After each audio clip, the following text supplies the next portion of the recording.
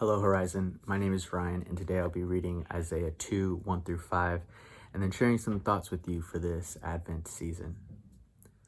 The word which Isaiah, son of Amoz, saw concerning Judah and Jerusalem. Now it will come about that in the last days the mountain of the house of the Lord will be established as the chief of the mountains, and will be raised above the hills, and all nations will stream to it. And many peoples will come and say, Come, let us go up to the mountain of the Lord, to the house of the God of Jacob, that he may teach us concerning his ways, and that we might walk in his paths. For the law will go forth from Zion, and the word of the Lord from Jerusalem.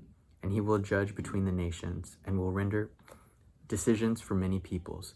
And they will hammer their swords into plowshares, and their spears into pruning hooks. Nation will not lift up sword against nation, and never again will they learn war. Come, house of Jacob, and let us walk in the light of the Lord.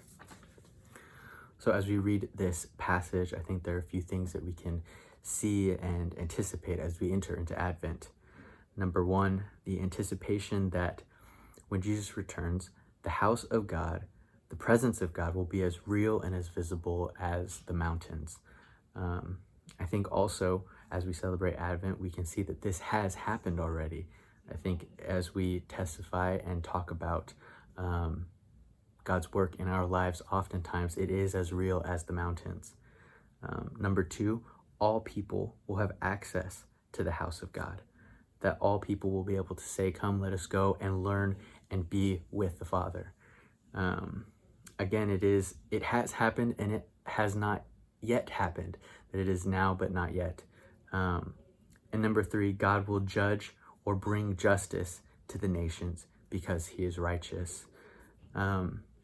One final thing is that I recently learned that righteousness can be defined or thought of and is mainly spoken about in the Bible as a relational term, that God is righteous, Jesus is righteous, because he acts perfectly and acts rightly in relation to all people, to all of creation. And so that as we enter into Advent, this idea of righteousness, this idea that the house of God will become real and present in creation to us, I think can be taken and understood as a relational reality. Grace and peace.